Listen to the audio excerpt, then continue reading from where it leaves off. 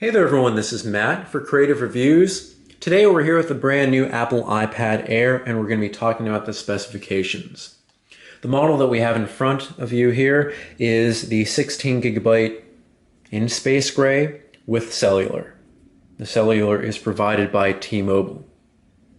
The first differences we're going to talk about between these slew of new devices is the finish. You can either get space gray with the dark metal aluminum backing and black bezel, or you can get silver with a lighter aluminum backing and a white bezel. The different models are Wi-Fi and Wi-Fi plus cellular. The Wi-Fi only has a solid aluminum backing. The Wi-Fi and cellular has a plastic portion up here to provide better cellular reception. Now let's talk about the capacity and price. It goes from 16 gigabytes to 32 gigabytes to 64 gigabytes to 128 gigabytes. And that begins at $499 and goes $100 plus each tier you go up. You can also get the cellular option, which adds another $130 per tier. For example, this one in front of us is a 16 gigabyte with cellular option, so that would be $629. Just Wi-Fi would be $499.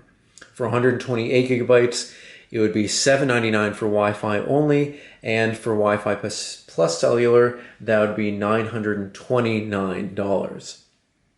Next, let's talk about the size and weight. The height is 9.4 inches or 240 millimeters.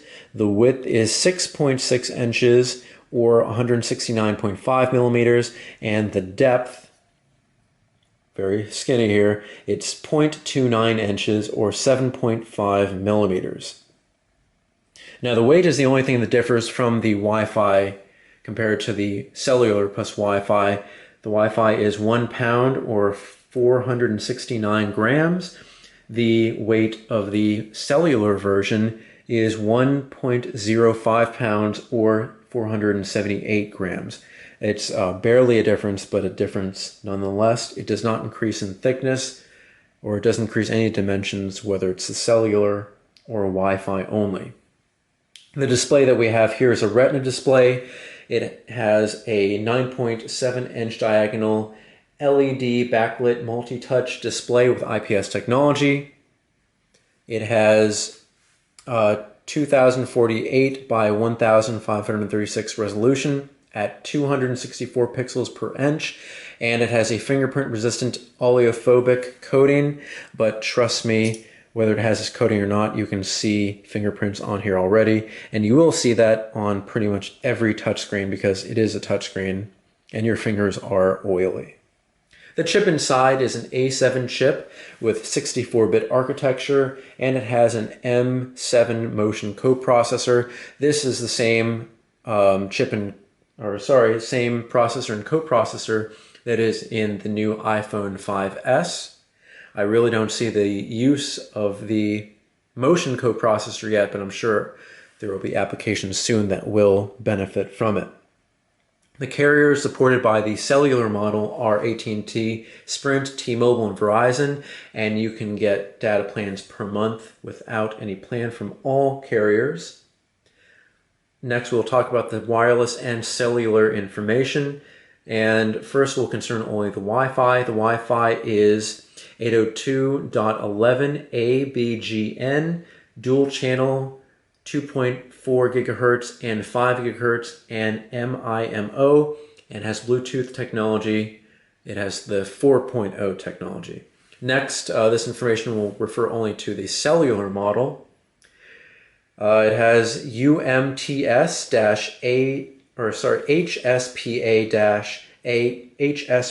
plus DC HSDPA, which includes 850, 900, 1700 by 2100, 1900, and 2100 megahertz.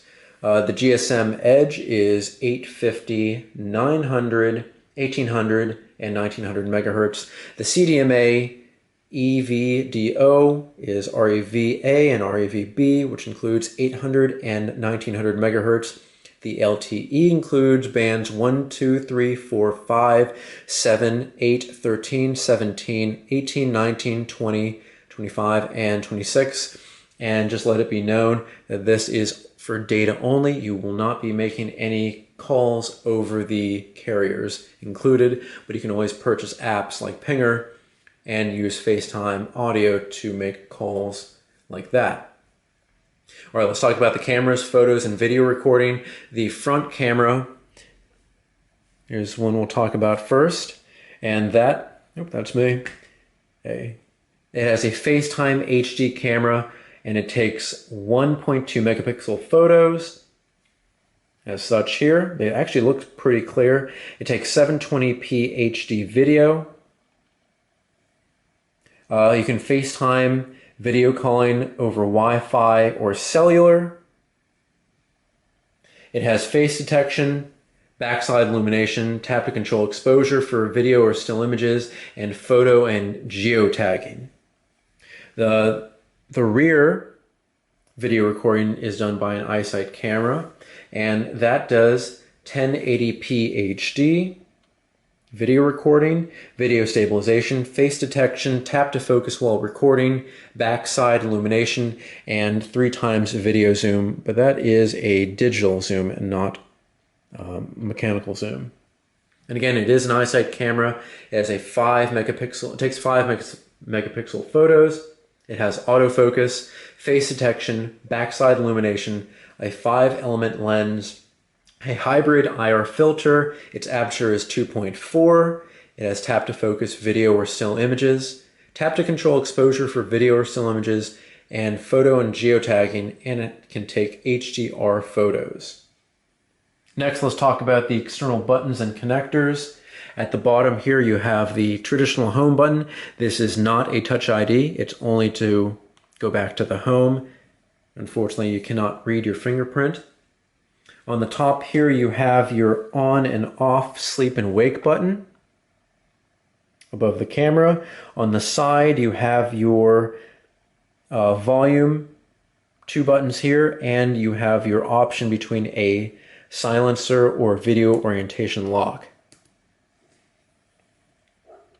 The connectors and input-output are at the very top. You now have dual microphones, one here and one here. You have your 3.5 millimeter stereo headphone mini jack. At the bottom, you have your lightning connector, no longer a 30-pin connector, has been for a while. And you have built-in stereo speakers up from the mono speakers that the previous generation iPad had, and kind of takes the cue from the iPad mini, which was the first iPad with stereo speakers. Next, we're going to talk about power and battery, which is shared from the Wi-Fi and cellular models. It has a built-in 32.4 watt-hour rechargeable lithium polymer battery, up to 10 hours of surfing the web on Wi-Fi, watching videos, or listening to music. This next number is specific to the cellular model only. Up to 9 hours of surfing the web using cellular data network, and both can be charged by the power adapter or USB computer system. This is charged by a 12-watt power adapter, but you can trickle charge it with a 5-watt power adapter that's included with most smartphones. The input-output, again, is a 3.5 millimeter stereo headphone mini jack, built-in speakers, dual microphones, and it has a nano SIM card tray if you have the cellular option, and that's going to be down here. And if you can see this pin, this is where you this is where you put the tool in to pop that out. Again, it has a lightning connector here, and you would be using lightning cables for it. You can use a 30-pin cable if you have an adapter. The sensors are a 3-axis gyro, an accelerometer, and ambient light sensor. The light sensor is to automatically dim this screen when you have a little amount of light, and when you have a lot, it's going to increase the brightness.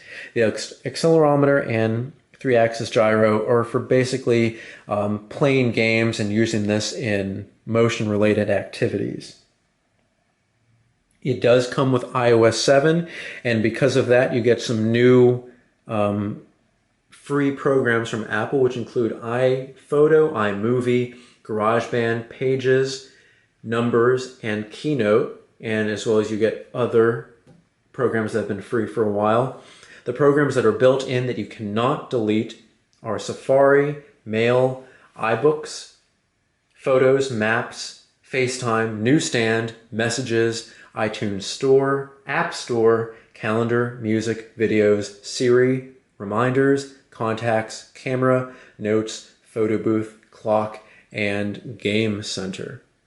But one thing I have noticed, you can actually delete iBooks, but many of the other built-in programs you cannot. You can't delete much of anything else that has been preloaded on here.